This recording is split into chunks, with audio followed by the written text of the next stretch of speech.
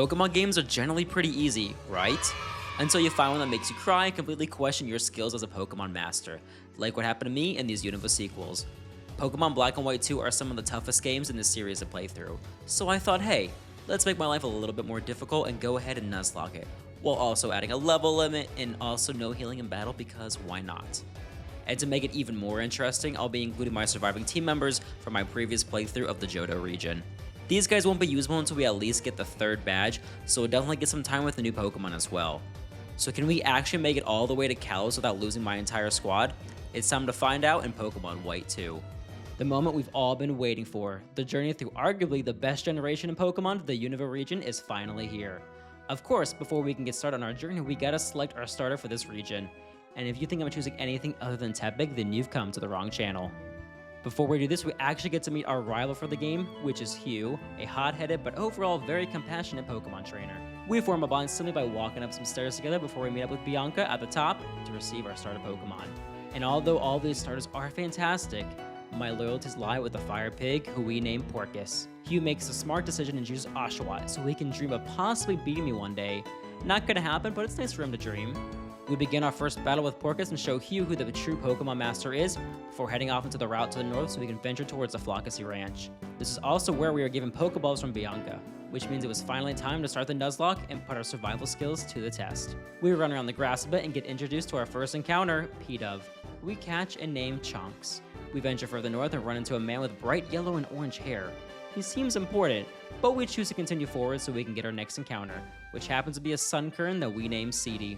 We battle through a few trainers and find ourselves at the ranch where we can find Mareep galore.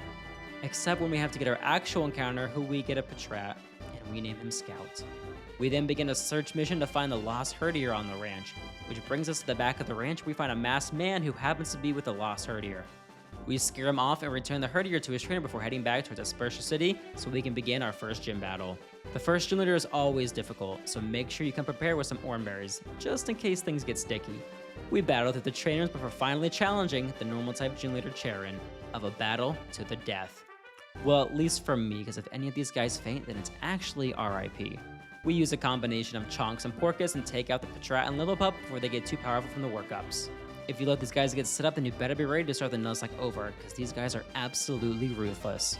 Luckily for us, we take care of them with a strategy of our own and get the first badge of the Nuzlocke. Our victory rewards us with a TM for workup, which will definitely be useful in the future. We head outside and make our way east so we can venture into the next city, the home of the second gym at Verbank. As we walk into Verbank, we stumble upon some family drama that Crispy does not want any part of. So we make our way south of the Verbank complex to see what our next encounter is.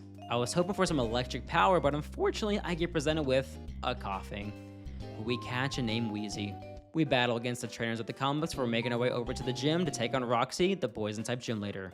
As we head inside, we actually see our band putting on an absolute clinic for all of the 3 patrons inside, including us. We take on her drummer and guitarist before finally challenging the lead singer Roxy to a battle. She leads with her coughing as we bring in our hired guns in Chonks and Porkus. The strategy here was to take out the coughing with Chonks before moving on to the Whirlipede with Porkus. Luckily, if you chose Tepig at the start, then this fight becomes extremely easy, as we get our second badge without too much of an issue. Honestly, the hardest part about being in Verbank is not the gym. It's the PokeStar studios that you have to endure afterwards. And although there's no actual battling here, your patience definitely gets tested to the max, with all the dialogue that you have to click through just to finally continue the story. But we end up producing our own first movie and head out to the dock, only to see Team Plasma once again causing some issues. We chase them down onto Route 20 and scare them off into Castelia City, which is where we will be heading for our 3rd badge. We hop on the boat with you and make our way to the Big Apple, so we can finally achieve our dreams of being rich and famous. However, this doesn't happen as we just sell for mediocrity in a game of hide and seek with Team Plasma. We get introduced to Iris, who lets us know some shady action near the dock. So we head there and go inside the sewers with our friend Hugh as we team up to find out what Team Plasma has run off to. We walk around for a bit as I find my next encounter of a Zubat, who we name Batty. I'm pretty sure that I've had a Zubat encounter in almost every single game at this point, so why not one more? We meet up with the Plasma Grunts and take them out, causing them to flee the city and head north. This is also where we meet Berg, the grass-type gym leader of the Castelia City. Berg, please go back to work so we can get our 3rd badge. And also, if we beat him, we do get access to our first egg of the Nuzlocke. We make our way back outside to head into the gym, taking on all the trainers who live inside their creepy cocoons? This place is weird. Before continuing, I actually head north into the desert so I can get another encounter. which happens to be a Darumaka that we name Zen. We add her to the team and head back to the gym to take on Berg. This is another one of those fights that is pretty easy as long as you have chosen Tepig. I think it's safe to say who the best starter of Unova is. We head into the battle and use the timeless combination of Chonks and Porkus to take out Berg pretty quickly, giving us access to the third badge and also our first egg from the Johto region. We head back to the Pokemon Center and grab a random egg as we let it hatch into our old friend, Bulbs the Chinchou. We add her to the squad and move forward as we meet up with a mysterious scientist by the name of Chorus. We follow him alone into the desert, which in retrospect seems like a horrible decision. But he ends up getting the pack of Crustle to move so we can finally venture forward. This is also where we engage in a battle with him to prove our worth as a trainer. We beat him and continue forward towards the desert resort so we can get a few new encounters as well. In the desert resort, we actually find a Sandshrew as our first encounter, but we accidentally make him faint from a critical hit, so we do miss out on the mouse guy. Inside the Relic Castle, we actually get a chance to catch a Sandile, which we do and name him Shady. We continue our adventure through the desert with some close calls to a few team members, before we finally end up at the Join Avenue, something we will not be doing in this Nuzlocke. We emerge into Nimbasa, the home of the 4th gym, where Elisa and her electric types await us. We head into the route to the east, get a couple of new encounters before we head into the gym. On that route, we actually pick up a Solosis who we name Goo, as well as a Swadloon in the Lost One Forest who we name Swiggity. We add them to the squad and continue over to the 4th gym. We actually head into the old gym, battle through a few trainers before finding out the gym had actually moved next door, something that the city of Nimbasa should have informed me about. But that just gives me a few extra trainers to get my levels up a bit as we battle through the runway on our way to challenge the Electric-type gym leader, Elisa. My strategy for Elisa was pretty simple. Use Shady and Bulbs in order to predict her electric attacks, while also using Porkus to deal some extra damage. Shady's Moxie ability was integral to us getting the dub in this battle, so I made sure to use him leading into the Zebstrika so we could take her out with one clean dig attack. The plan ends up working perfectly and we escape the 4th gym with the TM for Volt Switch, as well as access to our second egg from the Johto region. We walk down the runway with Elisa before making our way into the Pokemon Center to get our second egg. We walk around a bit and the egg that we got ends up hatching into Chomps the Totodile, my starter from our playthrough of HeartGold. Our gang is slowly getting back together. However, my new concern is that we don't have a lot of type coverage, which can really hurt us later on, especially for the upcoming Clay fight. We head to the west and encounter Team Plasma once again, up to no good. We team up with our friends and scare them off further west towards the next city. We get introduced to the idea of secret grottos from Bianca, so we get our one-time encounter for the secret grotto in the form of a Minccino, who we name Cappuccino. We also get our encounter for this route, which ends up being a Liepard, but we accidentally knock it out because we're just too damn strong. Closer to the bridge, we run into the most fearsome man in Unova, Charles the Biker. He brags about his triple battling skills, so we challenge him to a battle to show him who the true triple battle master is. Triple battles are honestly some of the scariest fights when doing a Nuzlocke. Literally anything can happen, so you gotta make sure you have a good type advantage when taking them on. Luckily, we take out the Sigilyph with Shady and deal with the Archon and Tortuga afterwards, finish him off without a death. Charles zooms off into the sunset like the majestic man he is, as we follow after him towards the next city. On the bridge, we pick up on our encounter of a Ducklet, who we name Mrs. Quack. We finally arrive in Trifale, the home of the ground-type gym leader, Clay. We definitely need to train up a bit more before taking this on, since his levels are in the low 30s. So we spent some time in the surrounding areas battling trainers in and outside of the gym, until our team had a completely new look to it. Chonks evolved into an Unpheasant, Bulbs into a Lantern, and Chomps into a Feraligatr. Luckily for us, Croconaw evolves pretty early on, so we get access to a fully evolved starter by the 5th gym, something we will absolutely need to take out Clay. We also get the Eviolite at this time and give it to Shady to hold on to, but only for this fight since he will be an important piece in this battle. We battle through the gym trainers and make our way through the maze of never-ending platforms. We start the battle with Clay as we lead with Porkus, to take him out with a couple of arm thrusts after using Work Up the turn before. In comes the Sandslash as we actually run into a slight situation. The Sandslash actually got off a couple of rollouts and the only way to stop him was to use Fly, so that the rollout wouldn't keep building. Unfortunately, this meant that Chunks, after he came down from his fly, will be brutally murdered by the Sandslash, thus ending his time in the Nuzlocke. But because of this, I was able to switch into Shady to deliver the final attack and build up his Moxie ability. Excadrill comes out and a Diglator puts that mole into an early grave thanks to the boost from Moxie. We defeat Clay, but we also lost a friend in the process.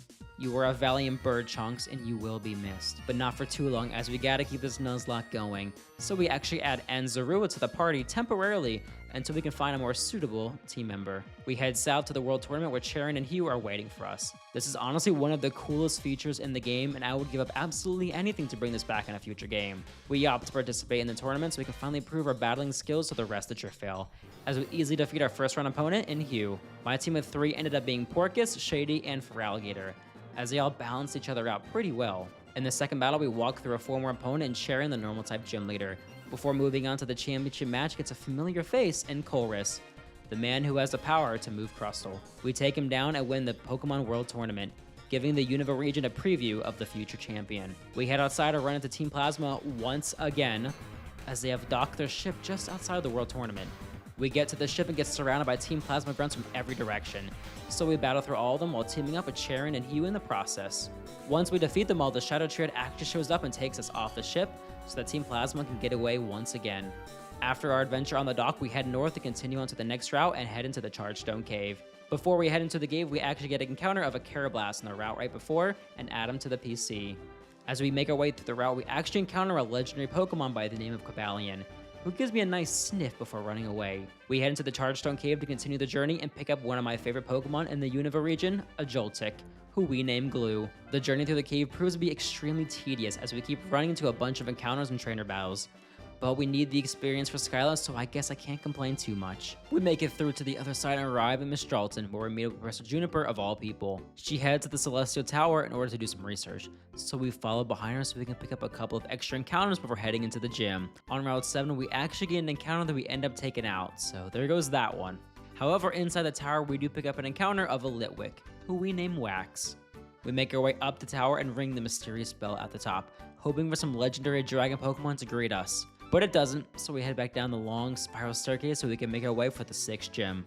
Back inside Miss Charlton, we head into the gym and battle with a vast amount of trainers, while also trying to make sure we don't fly away into the abyss below us. We battle through everyone and actually head back to the previous route so we can get a couple of extra levels before taking on Skyla.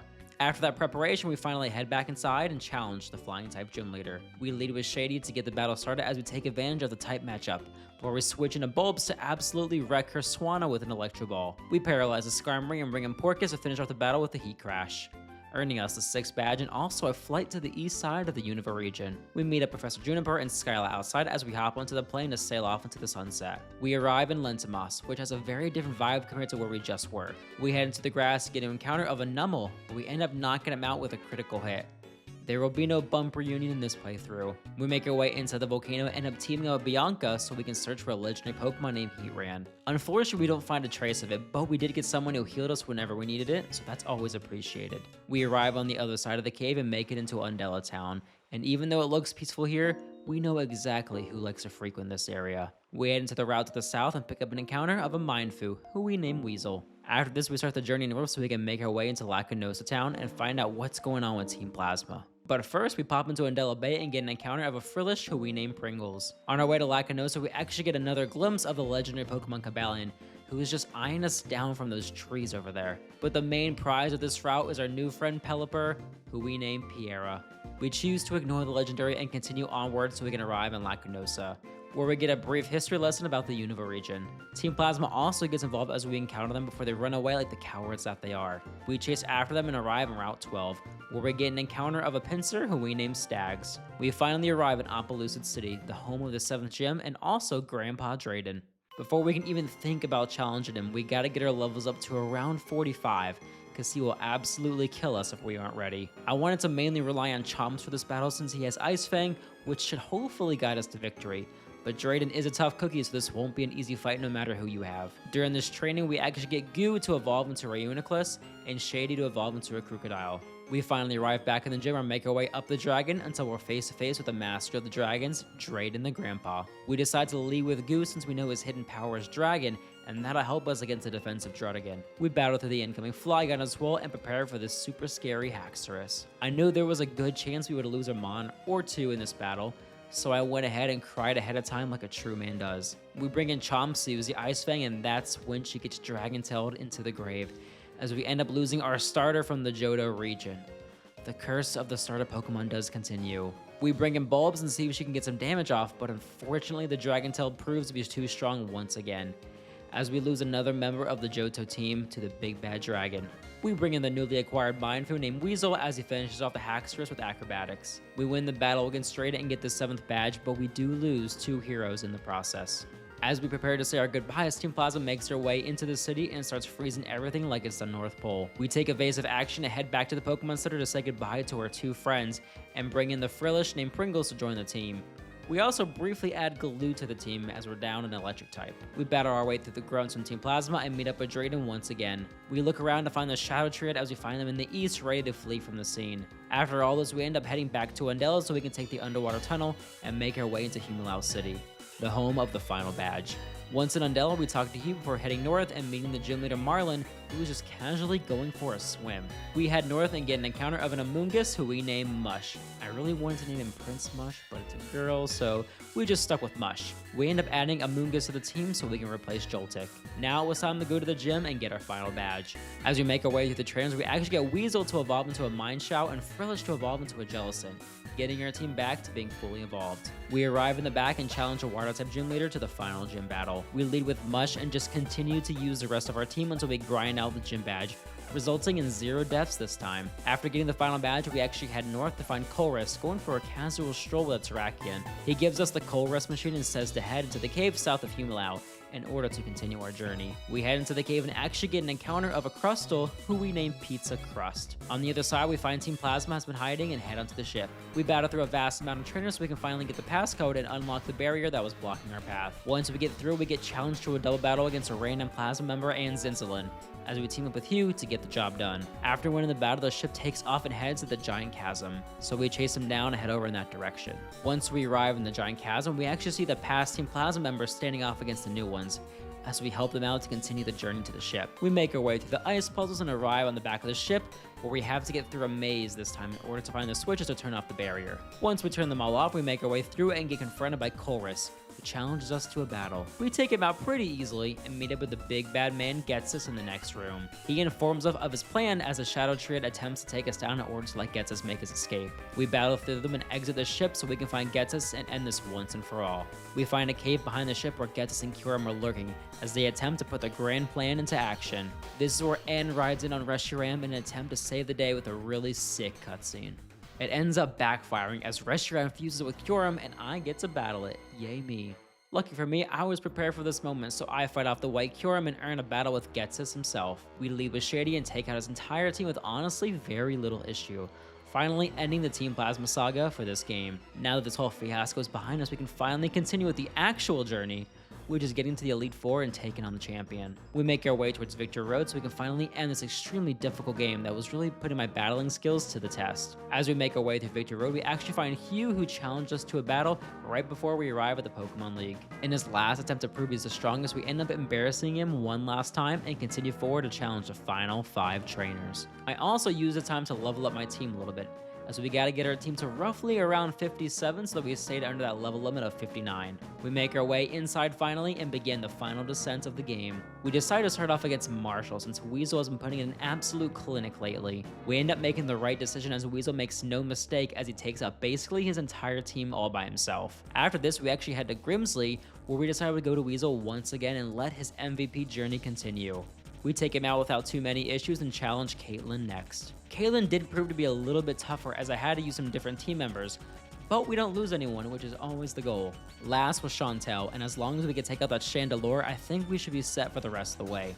Luckily, Shady has his Earthquake at the ready as we take down the Fire Ghosty Boy and win the battle against Chantel. Now it was time for one of the most epic champion fights of all time. We head up the steps and arrive in the final room where Iris is waiting for us. We lead with our new MVP and Weasel and get the battle underway. Battle ends up going pretty well until the Haxorus makes its appearance. You know, me and Haxorus don't seem to get along very well, as the last couple I faced have really put me to the test. We end up getting a poison off on the Haxorus, that way we could at least stall it out if it came down to it. However, in doing this, we actually end up losing Mush. really didn't do all that much, but he did poison the dragon, and that's all I could really ask for. Mush ends up dying as we switch into Pringles to deal the final attack, but we end up not being able to kill it off completely as we lose Pringles with a Haxorus as well. Lucky for us, we got that poison off, and that dragon ends up dying moments later, giving us the final victory of the Unova region. And there you have it. We are finally champions of this extremely long and difficult game. We survived with Emboar, Krookodile, Reuniclus, and Mienshao. They will all get to join me in the Kalos region to take on Pokemon Y. The only question now is, which starter should I choose for the Kalos region?